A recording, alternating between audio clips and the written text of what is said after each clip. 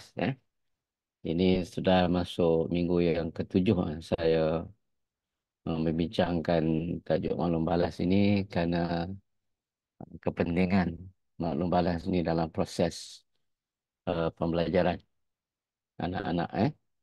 Dan bila saya sebut maklum balas ni, maksudnya maklum balas ni bukan hanya melibatkan guru dan murid saja, dia boleh melibatkan banyak uh, pihak-pihak yang lain, yang terlibat dalam apa tu, dalam proses maklum balas itu nanti. Okey.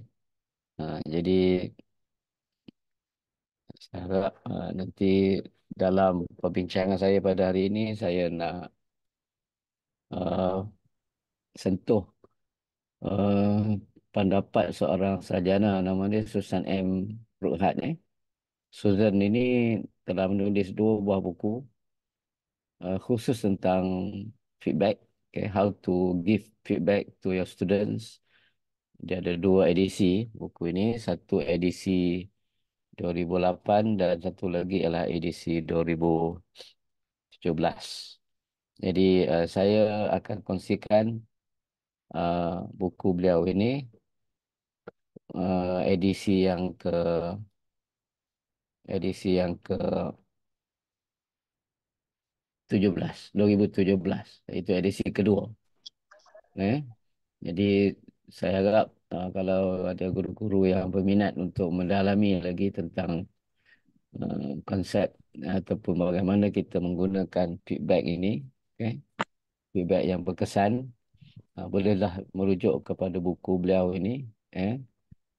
Kandungan untuk 2017 tu telah pun dikemaskini lah. Eh? Berbanding dengan buku pada 2008. Dia ada beberapa lagi sarjana yang membincangkan khusus dalam bukunya berkaitan dengan maklum balas ni. Seperti Lynn Sherrod, bukunya tajuknya Feedback. Begitu juga apa ni, Shirley Clark. Shirley Clark menulis bersama-sama dengan John Hattie untuk melihat peranan feedback dalam, dia panggil visible learning.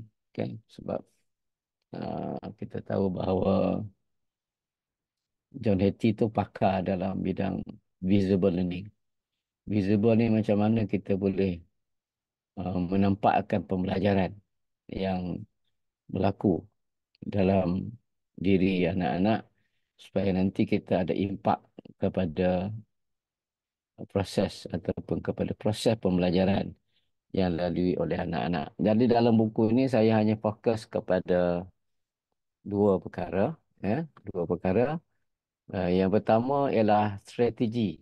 Sebab Susan Brohide ini menulis agak detail tentang strategi untuk kita memberi maklum balas. Kan? Strategi memberi maklum balas. Dan strategi itu boleh berbeza ataupun berubah berdasarkan kepada beberapa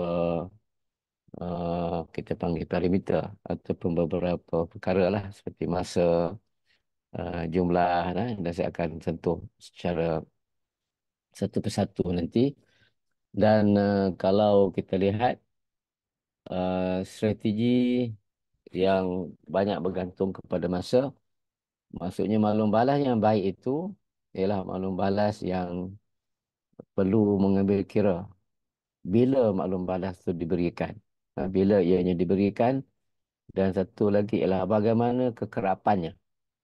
How frequent is your feedback? Okay. Jadi yang disyorkan oleh Susan Brohide ini ialah menyediakan maklum balas segera untuk pengetahuan fakta. Kalau kita lihat anak-anak dalam proses pembelajaran mereka telah berlaku kesilapan fakta dari segi pengetahuan fakta, the factual knowledge, kita dapati ada kesilapan di situ. Jadi kita perlu memberikan maklum balas yang segera supaya dia tidak uh, tidak menjadikan fakta yang salah itu sebagai satu perkara yang dianggap sebagai betul. Sebab itu kena segeralah. Sebab itu perkara yang perlu disegerakan. Eh? Sebab kita tahu bahawa bila seseorang itu belajar, dia akan menyimpan apa yang dipelajari itu daripada ingatan bekerja ataupun short term memory kepada ingatan jangka panjang. Dan bila dah disimpan itu nanti kita bimbang, ia akan menjadi sesuatu yang kurang tepat. Menjejaskan uh, pemahaman anak-anak itu pada isi kandungan atau pembelajaran yang akan datang. Okay. Yang kedua ialah kalau kita nak lewatkan sedikit maklum balas tersebut, okay, uh, maksudnya ada tujuan dia. Di antaranya ialah untuk kita memberi tumpuan ulasan yang lebih menyeluruh. Menyeluruh ni maksudnya melibatkan dua perkara. Cara anak-anak itu berfikir, berfikir ya. Ingat saya dah sharekan dalam perbincangan yang awal, saya kata memory is the byproduct of thinking. Ingatan itu adalah merupakan kesan ataupun akibat ataupun hasil daripada pemikiran. Jadi maknanya kalau kita nak beri maklum balas yang lebih menyeluruh, kita fokuskan kepada pemikiran anak-anak itu, bagaimana mereka menggunakan maklumat dan sebagainya itu di dalam proses pembelajaran. Dan yang kedua ialah proses pembelajaran yang berlaku itu. Jadi ada dua kat situ kan. Satu ialah the thinking part, the other is the learning process. Proses yang dilalui oleh anak-anak. Yang ketiga ialah uh, kita tak boleh menangguhkan malam balas. Okay? Kalau kita kalau kita tangguhkan nanti mungkin akan wujud perbezaan kepada murid-murid. Murid ni kata begini, murid ni akan kata begini. Dia akan ada satu uncertainty, ketidaktentuan. Ya, ini akan menyebabkan keadaan tidak baik lah. Sebab di kalangan mereka tu, mereka akan, macam kita panggil apa istilah dia, macam ada uh, apa ni, ketidakpuasan eh, kepada anak-anak berkenaan. Okay?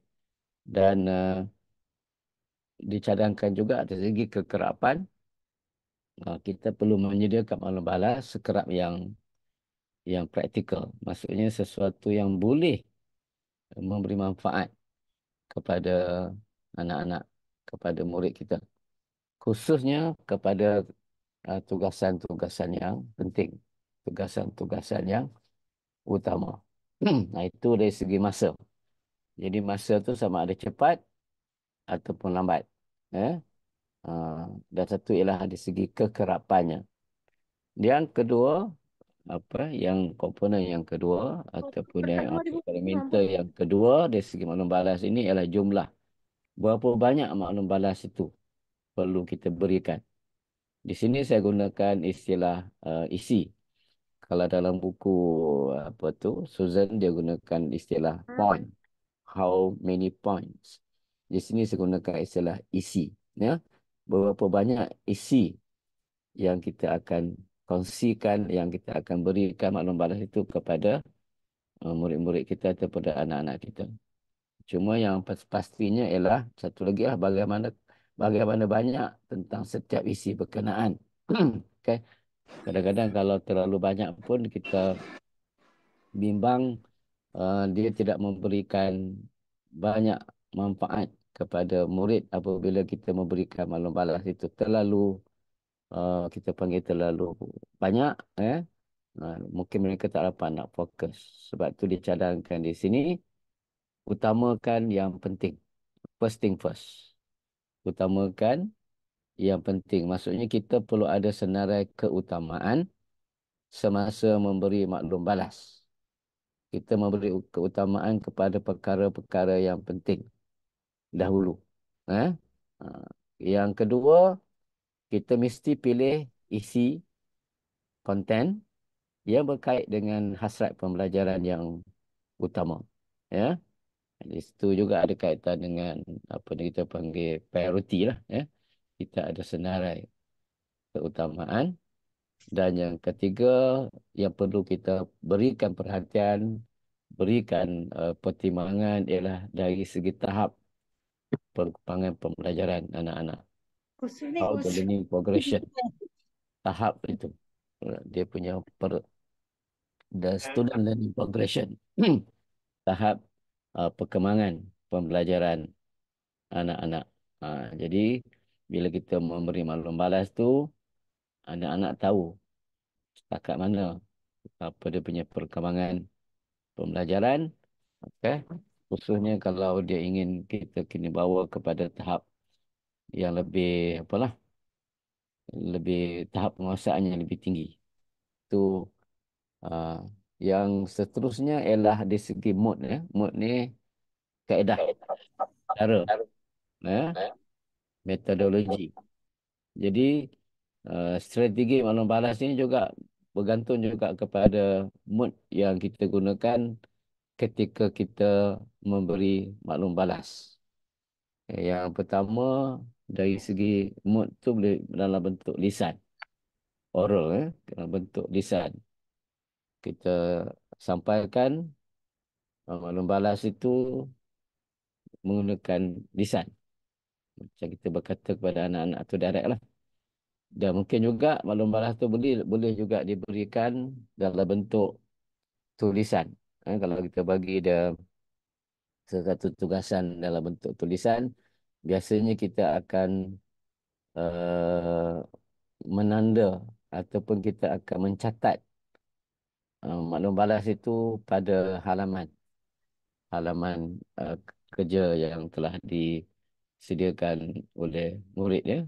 Dicadangkan di sini supaya kita tuliskan pada helaian hadapan, helaian kulit tugasan itu. Supaya mereka dapat, supaya anak-anak terus beri fokus. Ya. Kalau tu kita tulis dekat dalam mungkin dia tak nampak. Ya, kalau kita tulis kat luar tu, kita punya maklum balas itu terus mereka dapat melihat apakah maklum balas yang kita beri. Jadi kalau kita lihat di situ, cadangan yang dikemukakan ialah pertama, pilihlah mood yang terbaik untuk kita menyampaikan mesej. Mood ni pun banyak bergantung kepada persekitaran ataupun masa di mana maklum balas tu ingin dikongsikan. Jadi mood terbaik, maksudnya kita tahulah sama ada kita nak gunakan lisan, tulisan, ataupun kita nak menyampaikan dalam bentuk visual. Ataupun kita nak tunjukkan kepada mereka demonstrasi cara yang betul untuk melakukan sesuatu perkara itu. Sesuatu tugasan tersebut. Dan jadi itu yang pertama, kita pilih mood yang terbaik. Okay. Kadang-kadang kita bila kita lalu je dekat depan meja murid tu, kita bagi maklum balas kan. Kita bagi komen ataupun maklum balas pada mereka. Kalau itu mencukupi, okeylah. Kalau tidak, mungkin kita perlukan adakan satu perbincangan khusus. Dipanggil conference. Persidangan yang diperlukan. Mungkin kena panggil kumpulan ataupun anak itu secara individu. Kita fokus dalam perbincangan. Eh? Kalau perlulah. Ini bergantung, sebab tu dia kata bergantung kepada mood yang kita nak gunakan. Yang seterusnya maklum balas interaktif. Maksudnya kita berkomunikasi dengan anak-anak, bercakap dengan anak-anak itu adalah merupakan kaedah yang lebih baik, yang terbaik lah. Kalau mengikut Susan, dia kata inilah yang terbaik. Apabila boleh kita buat secara interaktif, berdepan, bersemuka, itu lebih baik. Ya. Ah, Yang seterusnya itulah beri secara bertulis. Ini saya sebutkan tadi lah. Kalau anak-anak tu membuat tugasan bertulis, biasanya kita akan mencatat maklum balas kita tu kepada mereka menggunakan apa itulah kita letakkan di depan halaman hadapan atas kulit tugasan berkenaan. Dan mungkin uh, kadang-kadang ada di dalam, kalau katakan contoh dalam makmal ke, ketika membuat aktiviti-aktiviti yang berbentuk hands on ya, mungkin mereka perlukan cara yang betul untuk melakukan sesuatu perkara. Itu cara yang paling baiklah melalui demonstrasi. Ya, mungkin dia nak tengok macam mana membuat sesuatu perkara itu dengan betul. Dan yang seterusnya ialah dari segi audiens ataupun sasaran itu. Jadi audiens maklum balas kita tu mungkin boleh bersifat individu ataupun bersifat kumpulan. Ataupun kita beri maklum balas tu pada semua anak-anak yang ada dalam kelas. Dia ada pro and con lah. Okay? Ada kadang-kadang ada keperluan juga kita buat secara kumpulan. Tapi kalau maksudnya kita boleh membuat maklum balas secara individu, okay? Dia akan menghantar satu mesej kepada murid-murid kita bahawa guru menghargai pembelajaran saya. Maksudnya dia rasa diri dia dihargai. Ya? Itu satu apalah, satu yang yang positif kalau kita memberikan maklum balas itu secara individu. Kalau kita berikan maklum balas itu dalam bentuk kumpulan ataupun kepada kelas keseluruhannya itu, dia ada fungsi dia juga kan. Fungsinya biasanya kalau maklum balas itu melibatkan satu tugasan yang melibatkan semua. Okey? Mungkin kita kena buat reteaching, mengajar semula. Tugasan yang kita nak mereka laksanakan, mungkin kita dapati semua, kita dapati majoriti murid-murid kita tu melakukan kesilapan ataupun tidak dapat melaksanakan tugasan tu dengan baik. Mungkin itu adalah masa kita memberikan maklum balas kepada semua anak-anak di dalam kelas berkenaan. Jadi saya ingat saya apa dulu, berhenti setakat itu dulu.